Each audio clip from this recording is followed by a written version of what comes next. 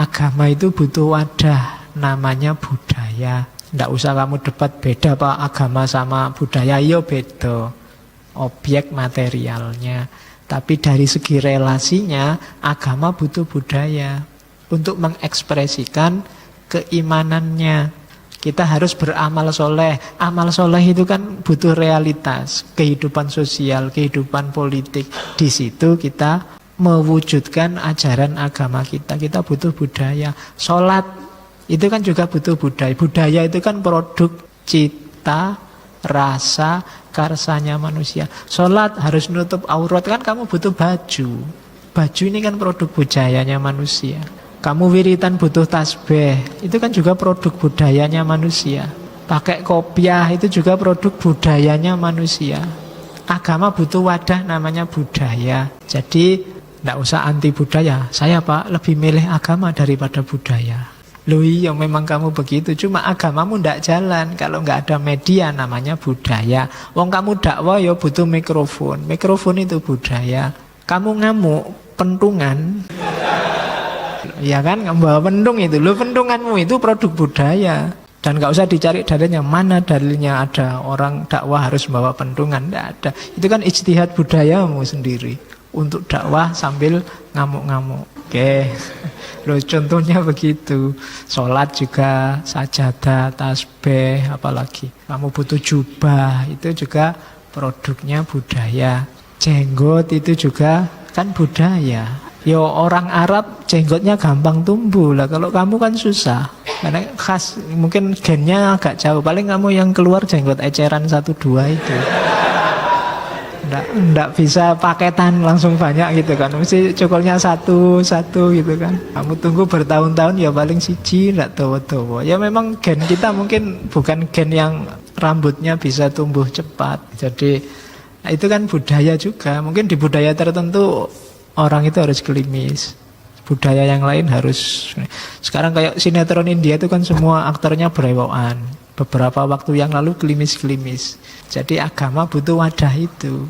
Jubah ya budaya, sarung ya budaya, celana juga budaya. Jadi maka kita berketuhanan butuh budaya. Kuncinya apa? Saling menghormati, jangan egois. Nah ini rumus sebenarnya, karena ini disinilah nanti Pancasila dimaknai pertama kali. Ketika kita melupakan ini, kita melupakan yang namanya identitas kebangsaan. Kayak gini loh orang Indonesia kalau beragama, kan maunya Bung Karno begitu. Cuma hari ini kita sering lupa. Terus ini yang khas. Bung Karno saya bilang tadi dia mateng menjelajah juga.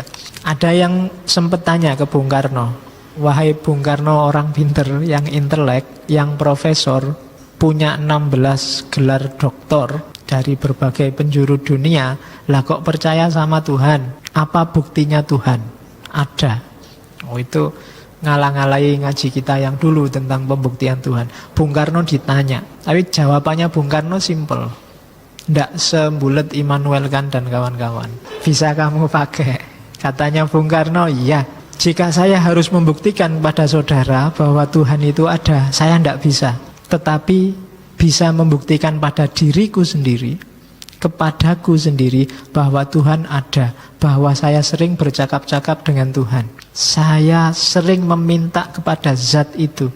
Itu pun belum merupakan bukti Tuhan itu ada bagimu, karena yang ngalami kan aku. Bahwa saya sering minta pada zat itu, dan zat itu memberikan padaku apa yang ku minta.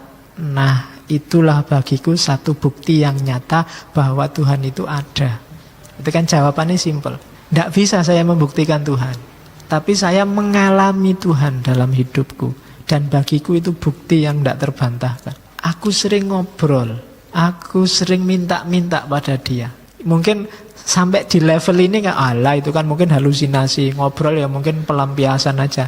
Tapi katanya bukan, itu mungkin belum bukti. Tapi lu aku minta itu lu dikasih, ya kan? Aku minta dikasih. Bukankah ini bukti yang sangat kuat? Aku minta Indonesia merdeka, dikasih. Itu kan luar biasa. Membayangkan Indonesia bisa deklarasi merdeka sendiri, tidak dikasih oleh penjajah, itu kan memang satu-satunya jalan dengan doa. Melihat situasi saat itu, tapi dikasih oleh Allah. Bahkan mungkin 1-2 kali bisa saja Pak Karno minta menikah dengan siapa, itu mungkin bisa kan. Waduh, pengen menikah itu semoga diizinkan oleh istri sebelumnya dan dikasih oleh Allah. Loh itu kalau bukan Allah yang mengizinkan berat itu.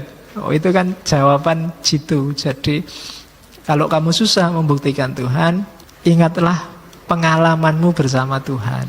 Tidak sekedar pengalaman yang sifatnya satu arah dari kita yang menyembah Tuhan. Ternyata Tuhan juga sering intervensi dalam hidup kita, mengingatkan, menguji, mengabulkan doa. Itu bagi saya jawaban cerdas, di luar jawaban-jawaban filsafat yang rumit yang dulu kita bahas. Jadi, ya saya tahu Tuhan itu ada, kenapa saya ngalami sendiri keberadaannya. Tidak cuma aku yang menyapa dia, dia juga sering menyapaku.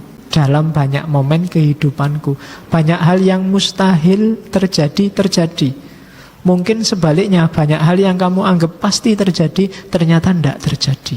Dan itu bolak-balik begitu, berarti tidak kebetulan, berarti pasti Tuhan itu ada. Jadi buktikan Tuhan dalam dirimu sendiri. Kalau ada orang tanya, apa iya Tuhan itu ada? Iya, buktinya mana? Saya ngalami sendiri bagaimana bermainnya Tuhan dalam hidupku. Ya mungkin kamu tinggal nyari contoh momen hidupmu yang di situ Tuhan sangat terlibat. Kenapa kok tiba-tiba kamu kuliah di sana dengan jurusan itu, padahal waktu kecil cita-citamu jadi pilot, jadi dokter, jadi dadak kuliahnya kok di UIN, fakultasnya Usuluddin. Ya, gimana bisa jadi dokter, jadi pilot? Ya kan? Gimana bisa jadi penerbang? Kalau terbangan bisa. Oh itu kan pasti Allah ikut intervensi di situ, ikut ngatur skenario hidupmu. Ternyata kamu atur kayak gimana pun Allah lebih mengatur. Karena ada ayat itu, wa makaru wa makarullah wallahu khairul makirin. Jadi ada dasarnya bahwa sang maha makar itu Allah. Hati-hati kalau pemerintah mendengar nanti Allah dicari. Ya kan, sekarang kan banyak sedang nyari yang mau makar itu. Padahal Al-Quran sudah jelas ngomongnya bahwa Allah itu yang maha makar. Nanti yang makar mau dicari sama polisi nanti. Oke, terus. Nah, ini kalimat lagi yang saya bagus. Sekarang aku memahami Tuhan bukanlah suatu pribadi. Aku menyadari Tuhan tidak terhingga, meliputi seluruh alam, maha kuasa, maha ada. Tidak hanya di sini dan di sana, tetapi di mana-mana. Dia hanya satu Tuhan, ada di atas puncak gunung, di angkasa, di balik awan, di atas bintang-bintang yang kulihat setiap malam. Dia tidak bisa dibagi. Ketika kenyataan ini muncul dalam diriku, aku sadar bahwa tidak perlu takut lagi, karena Tuhan tidak lebih jauh dari kesadaranku. Ini tidak gampang orang nyampe makom ini. Kalau dalam sufi, kesadaran bahwa Tuhan itu bukan sosok khusus, ada personnya di luar alam semesta ini. Itu gagasan, kalau versinya Soekarno berarti gagasan orang yang belum matang agamanya. Dianggapnya Tuhan ada di atas sana jauh, sekarang dari atas lihat ke bawah. Ada sosoknya yang berbeda di alam semesta. Tidak begitu katanya Soekarno. Sekarang aku sadar bahwa Tuhan itu tidak terhingga. Dia ada di mana-mana. Kalau bahasanya Quran, wallahu bikulli syai'im muhit. Muhit itu kan meliputi. Meliputi itu kan berarti kemanapun adanya alam semesta, di sudut manapun dia ada. Jadi dia bukan sosok ini alam, ini Tuhan, tapi dia muhit, meliputi alam semesta. Yang logika ini diterjemahkan dengan sangat detail, jelimet oleh para sufi, Ibnu Arabi dan kawan-kawan. Jadi Allah itu meliputi segala sesuatu, ada di mana-mana. Dan ini tidak pengetahuan saja ternyata bagi Soekarno, tapi juga kesadaran.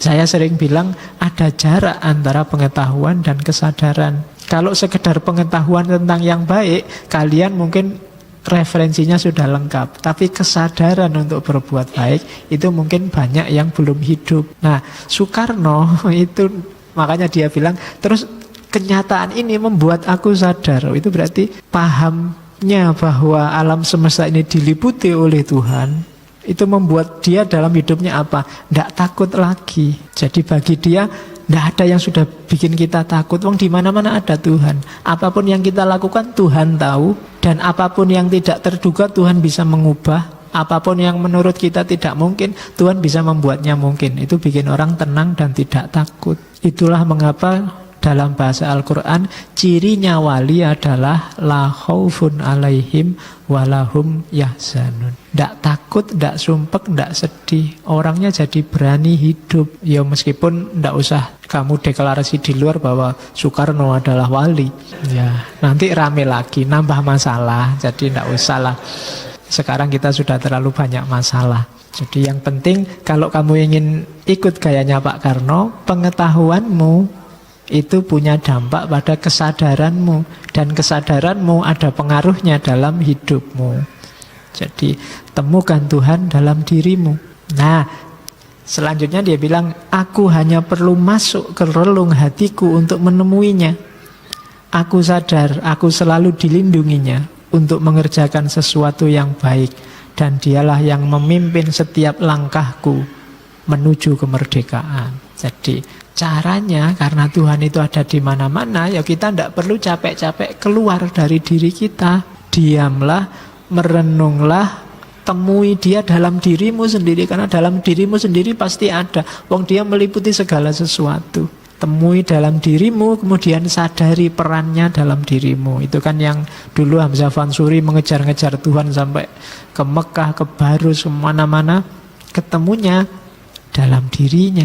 Karena memang bukan kok di Mekah tidak ada Tuhan, di Barus tidak ada Tuhan. Itu Hamzah Fansuri ingin, kok aku capek-capek kemana-mana. Wong itu sebenarnya cuma tinggal aku sadari bahwa Tuhan ada di mana-mana. Dalam diriku pun akan ketemu Tuhan. Tidak harus jauh-jauh ke sana. Ya meskipun kamu boleh naik haji, bahkan wajib. Tapi ada kalanya orang naik haji pun tidak ketemu Tuhan di sana. Ketika apa? Kesadarannya tidak ikut. Ketika haji fokusnya tidak Allah lagi. Mungkin haji fokusnya gelar hajinya. Oh, lumayan setelah ini ada gelar H di depan nama. Itu kan banyak yang begitu. Gengsi gelarnya. Padahal kamu kuliah nyari gelar S2, S3 bisa puluhan tahun, S1 tidak lulus-lulus. Itu cuma 40 hari sudah dapat gelar. Di depan namamu H, haji. Oke. Terus jadi temukan Tuhan dalam dirimu. Versinya Soekarno. Kalau didalami jadinya sangat filosofis. Bayanganmu dulu kan Soekarno itu ya tukang orasi teriak-teriak gitu kan. Enggak, dia gagasan-gagasannya luar biasa. Enggak akan jadi orang sebesar itu kalau hanya pinternya retorika. Terus, ini yang khas. Saya enggak tahu, bagi orang Jawa banyak sekali versi-versi kisah mitos tentang Soekarno yang dihubungkan dengan mistik. Ada cerita, memang awalnya Pak Karno itu sangat takut sama yang hal-hal berbau mistik. Dia agak suka mistik, suka takhayul. Tapi ada satu pengalaman yang bikin Pak Karno kemudian putus asa sama mistik, kecewa sama mistik.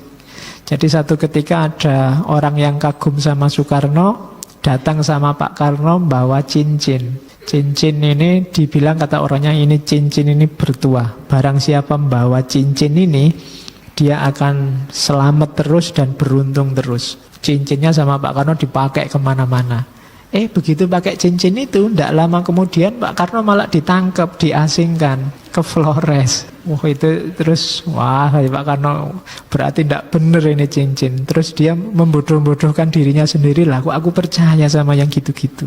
Pak Karno awalnya takut. Misalnya akan ada sama pamali-pamali, nggak boleh makan di piring yang pecah, misalnya nggak boleh makan. Saking dia kecewanya sama logika yang mistik tadi, hal yang sama yang dikritik oleh Tan Malaka 2 minggu yang lalu, maka tak jajal sekarang.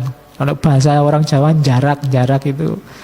Ayo wis ini, jajal di mana salahnya, di mana tak tunjukkan kelirunya mistik, kelirunya tahayul. Tadi kan larangannya orang tidak boleh makan di piring retak misalnya, itu kan karena akan mendatangkan bencana. Secara sengaja saat itu setelah peristiwa Flores itu Soekarno makan di piring yang pecah. Sebelum makan piringnya dipelototi, terus dimaki-maki, dipisu-pisui sama Soekarno. Itu kalimatnya itu. Engkau benda mati, tidak bernyawa, tolol. Engkau tidak punya kekuasaan terhadap nasibku. Aku akan hadapi engkau. Sekarang aku memakai kamu untuk tempat makan. Piringnya diseneni. Piringnya dimaki-maki. Itu gayanya Soekarno. Yo bisa kalian tiru. Ya mungkin kalian misalnya, Pak saya takut Pak di kos-kosan itu kalau ke WC yang sana itu ngeri. Kalau tengah malam kamu datangi WC itu terus maki-makin. Engkau benda mati. Tidak bernyawa, tolol. Kamu tidak punya kuasa apa-apa. Nanti kalau keluar beneran lari ya. Ya. Oke, iyalah kalau ada yang gawat-gawat ya lari saja. Oke, itu mistik. Jadi ya Pak Karno nanti lebih suka cara beragama berislam yang cenderung progresif, tidak mistik. Indonesia tidak akan merdeka kalau logikanya logika tahayul mistik.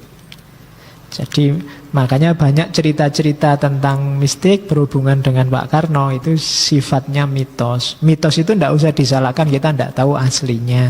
Cuma yang ini cerita dari Pak Karno sendiri. Jadi ketika dia akhirnya tidak percaya sama cincin yang dianggap bertuah. Katanya bertuah, tapi tidak lama setelah itu malah ditangkap. Sebelum pakai cincin malah aman-aman aja. Maka bagi dia terus, logika kayak gini enggak. Mistik itu kan semacam ini kan yang ditanamkan di batin kita ketakutan dan ketergantungan. Bahayanya di situ. Selain mengancam tadi ketauhidan kita bahwa ada Allah loh meliputi hidup kita, juga bikin hidup tidak produktif. Tergantung pada benda, hidup serba dikejar ketakutan. Satu-satunya cara mengalahkan ketakutan apa? Hadapi. Nah, Pak Karno di antara cara menghadapinya tadi, piringnya dimaki-maki. Jadi kamu takut apa saja, hadapi. Ya nanti hasilnya tinggal dilihat. Pokoknya dihadapi saja. Karena kalau kamu nunggu lama-lama dalam ketakutanmu, kontraproduktif. Waktumu habis, energinya banyak terbuang. Syukur kamu hadapi, urusan gagal ya ganti acara, kan gitu aja. Tapi kan lebih nyaman hidupmu daripada dikejar ketakutan terus menerus. Hadapi saja. Ya dalam banyak hal, dalam banyak contoh kasus, silahkan kamu cari sendiri yang menghambat dalam hidupmu yang sifatnya ketakutan. Mau bisnis takut gagal, ya sudah bisnis saja. Kalau gagal kan nanti kelihatan. Kalau ternyata gagal, ya sudah berarti nggak bakat bisnis, kan gitu aja. Daripada kamu mikir bisnis enggak, terus waktumu habis untuk mempertimbangkan peluang bisnismu diambil orang lain. Nanti yang lain sukses kamu baru nyesel. Alah kok bukan aku ya dulu, kan mesti begitu. Apapun itu ketakutan lawanlah. Tapi kamu puas, urusanmu beres. Masalahnya jadi jelas, tidak dikungkung oleh ketakutan-ketakutan yang tidak perlu. Contohnya dari modelnya Pak Karno tadi. Begitu dia tahu, keliru aku selama ini percaya pada tahayul, ditantanglah langsung, bahkan dimaki-maki.